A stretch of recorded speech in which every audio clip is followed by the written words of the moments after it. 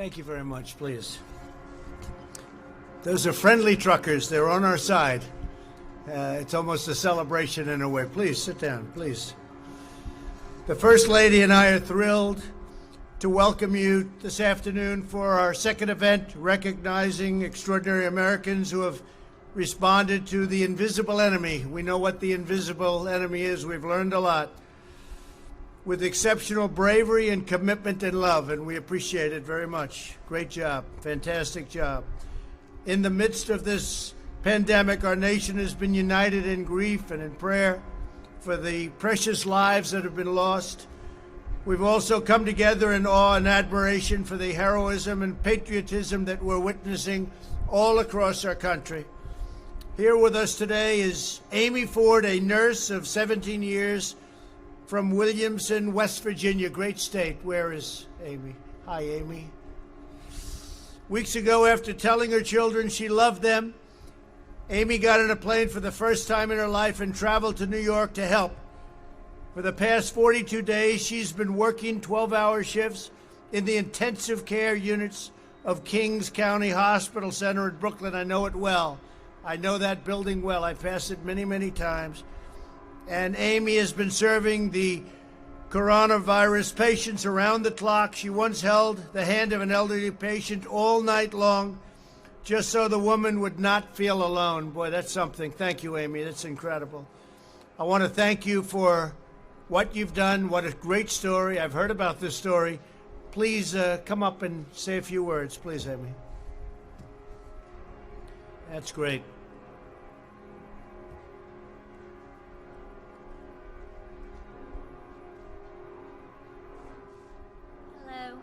I want to thank you for having me here today. Being able to serve our country as a frontline worker during this pandemic has truly been an honor. Like you said, I've been an RN for 17 years. Under normal circumstances as a nurse, I would have an idea of a treatment plan, and unfortunately, I was not afforded that comfort in the beginning of this pandemic. These were not normal circumstances. There were times of trial and error and a whole lot of prayer. I had to adapt to a new way of nursing. One where treatment was still unknown. One where families had to trust my word and I had to prove that my word was trustworthy. One where I could only provide comfort by holding my patient's hand because I could no longer give comfort with numbers and statistics of success rates. Those were unavailable in the beginning. I provided families comfort through FaceTime calls, holding my phone up to a patient's ear, hoping that by hearing their loved one's voice, it would in turn give them comfort as well.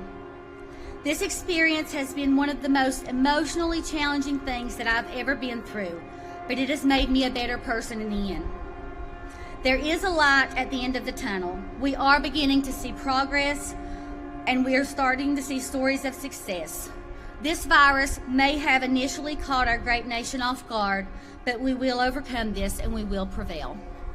Thank you. Amy, did you ever catch the virus? Did you ever? No. You never got it. So with all of that long hours and with very, very sick people, you never caught the virus. No, sir. What do you attribute that to? PPE. Oh, really? Good. Good protection. We have had protection. So you feel, so you've had great protection. I have. So you feel that if you have the protection, you won't catch it. You feel that? I feel that's what's protected me. That is fantastic. Good. Yes. Wow. And I have not had any me personally, I have not had any shortage of PPE. And your coworkers, do they? Not at the hospital that I'm at, no. That's incredible. So you all have very good equipment, as the expression goes, right? The gowns and the masks, everything. Thank you very much, Amy. Thank you. That's great. Amazing.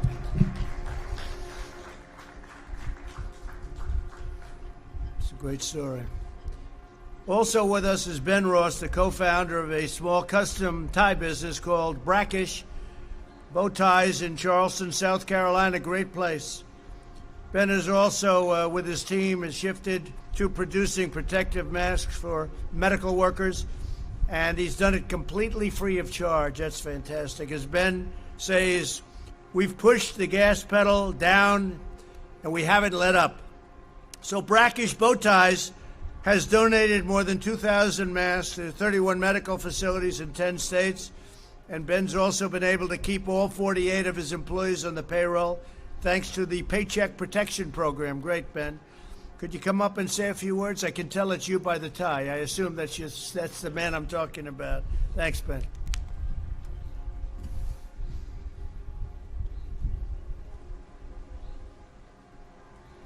Thank you so much, Mr. President. Thank It is you. truly an honor to be here. Thank you, Ben. It is because of Jeff Plotner's guiding hand, the passion of the entire brackish team, and the leadership of this country that we are being recognized here today. I am humbled to be in this garden today with such an amazing group of individuals making such a difference during these unprecedented times. Congratulations to you all, and thanks so much for all y'all are doing. I have no doubt that the United States of America will soar above this and come out stronger and more grateful for family, friends, community, and this nation, because we all know we're all in this together, and only together will we be able to curb coronavirus. Thank you. Thank you. Great job. Thank you very much. Thank you, sir. Fantastic. And I like that tie very much, by the way. Today we also honor Sergeant Spencer Garrett, an officer with the New York PD, that's New York's finest, that's for sure, right? Who contracted the coronavirus. After 4 weeks of fighting a painful battle against the virus, Spencer recovered and immediately returned to the front lines. Grateful for all of the support of his family, friends, colleagues, and time, all of the people and the work he's done, Sergeant Garrett wanted to provide that same kindness to others.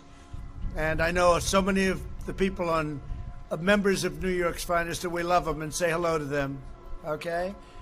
With the aid of his union, Spencer's made it his mission to support these fellow New Yorkers. So if you would, I'd love to have you come on up and say a few words. Thank you.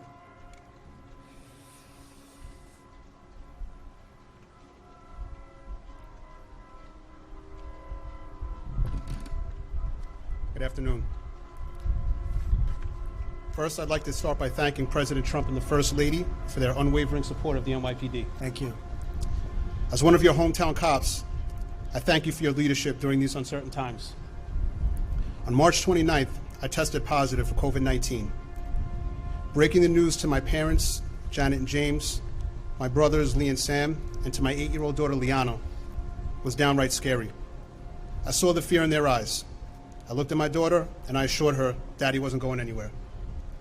After a vigorous 1-month fight, I returned to duty in late April. After the experience with the virus, I felt compelled to help the residents of the housing developments that I patrol in East Harlem, New York. We are all in this fight together. Almost 6,000 uniformed and civilian members of the NYPD contracted COVID-19. Unfortunately, some of those members didn't make it home to their loved ones. Handing out N95 masks and engaging in important dialogue by educating the residents that not only do not have support and access to PPE hit close to home for me. Excuse me. I'm honored to be here. I'm honored to be an NYPD sergeant, and most of all, I'm honored to be an American. God bless police officers, first responders, and all of the frontline workers around the country. Thank you. So how was that? You went through that process, and it took quite a while. It took longer than you would have thought. It took almost 4 weeks, sir. And what was it, just complications? or- Complications, I'm an asthmatic, so it was a little more difficult for Oh, me. I see. And took Okay. a little extra care, but my daughter was there for me. She helped me out a lot, and she's my hero. That's fantastic. Thank Well, you. You're my hero. Thank you, okay? sir. Thank you. Say hello to everybody. I will. Thank you. Great. We're also joined by 3 terrific Girl Scouts, Lauren, Sareva, and Layla of the Girl Scout Troop 744 from Elk Ridge, Maryland, along with their troop leader, Megan Langley. Thank you very much. That's great. That's really great. These amazing 10-year-olds have donated 100 boxes of Girl Scout cookies to local firefighters, doctors, and nurses, and have spent approximately 200 personalized cards to healthcare workers all over.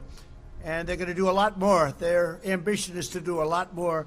And I think, Layla, you're going to come up and you're going to speak. Why don't you all go up and stand, and maybe, Layla, you say a few words. That'd be great. Thank you very much. Please. That's great. Thank you.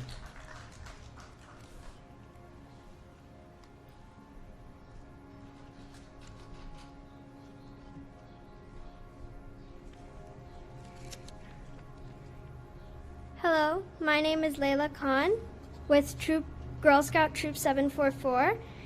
I just wanted to say thank you, Mr. President. It is an honor to have been invited to the White House, and it has been a very exciting day. We'd like to first thank you and your staffers for ensuring our safety today. We appreciate all the safety measures that were put into place. In the middle of March, when everything began to shut down, we, like many Americans, felt compelled to support our healthcare and other essential workers and show our appreciation. We donated cases of cookies to our local firehouses and hospitals, and we made cards to mail to hospitals in our community. Our troop has a number of parents that are healthcare workers, so one of the parents helped to take our personalized cards and place them on the lockers of doctors, nurses, and other essential workers throughout Children's National Hospital. While we are honored that the troop was invited to be here today, we know we are just part of the millions of other children out there that are doing amazing things to support their community, their friends, and their family. It is a privilege to be here representing all of them. They've made cards, painted pictures, held virtual parties, and have demonstrated how we are all in this together. Our message is that everyone can do something, whether it is donating cookies, adjusting to distance learning, or just helping out our parents. We have come together to support each other during this uncertain time. Thank you for the opportunity to serve our community, our essential workers, and our country. Thank you very much. Thanks, Layla. What a great job. Thank you very much. Thank you. Thank you. Thank you very much, all three. Great job. Also with us today is Clay Young, a real estate developer and landlord from Jonesboro, Arkansas. That's a fantastic place. In March, one of Clay's small business tenants informed him that they were concerned that they would be unable to afford the rent. He immediately took the tenant's rent check, ripped it up, and then waived April's rent as well. Clay had only one condition. He said to his tenant, "Take care of your family and pay your employees. Just take care of those employees, please. We'll get through this together." And that's what's happening. Clay then told 11 more small business tenants that he'd waive their rent payments as well. With the help of PPP loans, many reopened the doors this week. They just reopened. So, Clay, I want to thank you very much on behalf of all of us in this country. And if you'd come up and say a few words, that's a great thing. Thank you, Clay.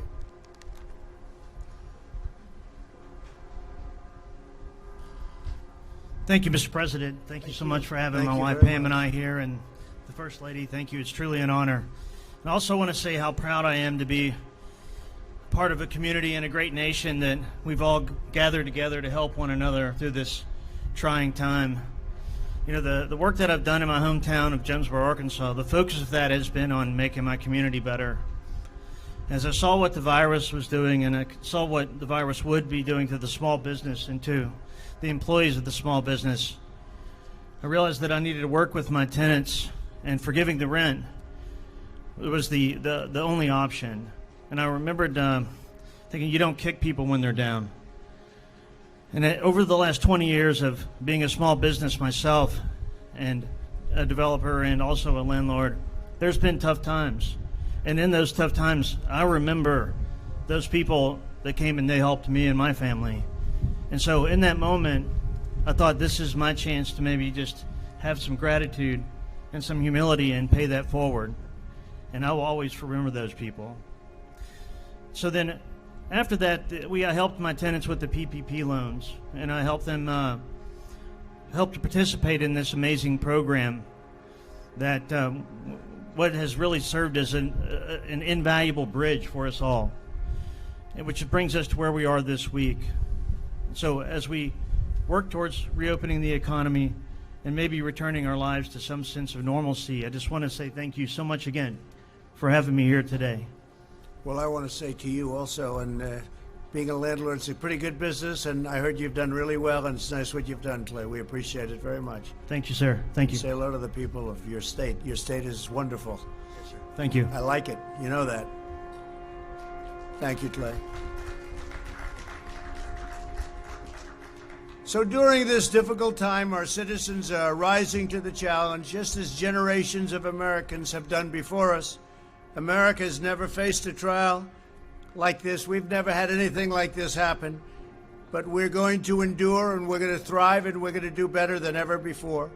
The men and women we honor today remind us that the bonds that unite us in times of hardship can also raise us to new heights as we reopen and recover and rebuild. In the months ahead, we will harness our love and all of the things that we hold so dear to our heart for our family, for our community, and for the country, and we'll make America greater and stronger than ever before, and we're going to transition into greatness. We're going to be seeing it, and you're going to be seeing it very soon.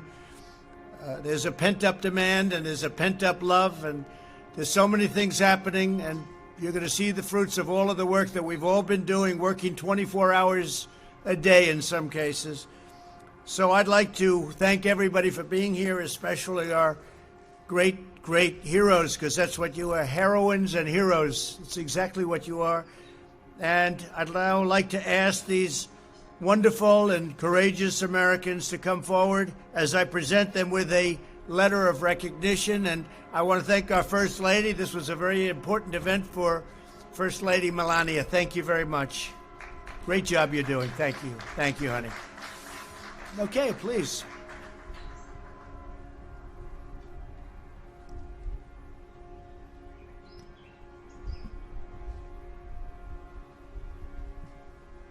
Amy Ford.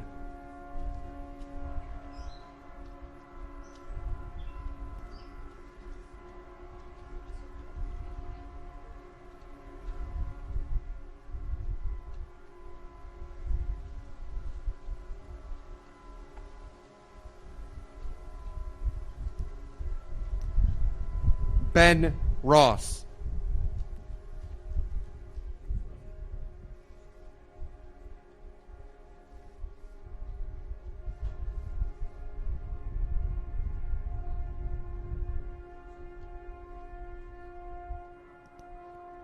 Sergeant Spencer Garrett.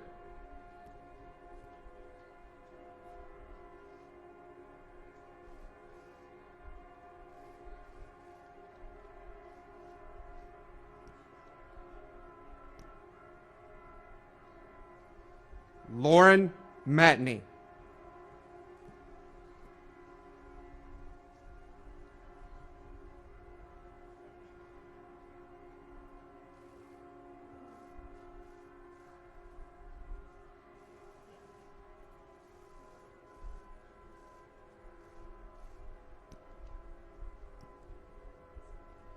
Shravya Annapareddy.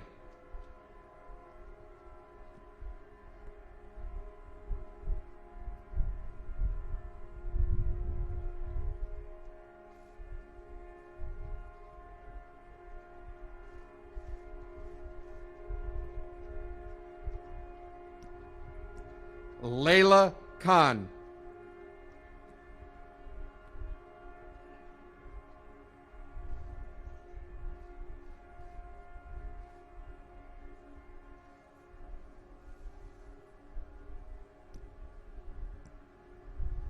Clay Young.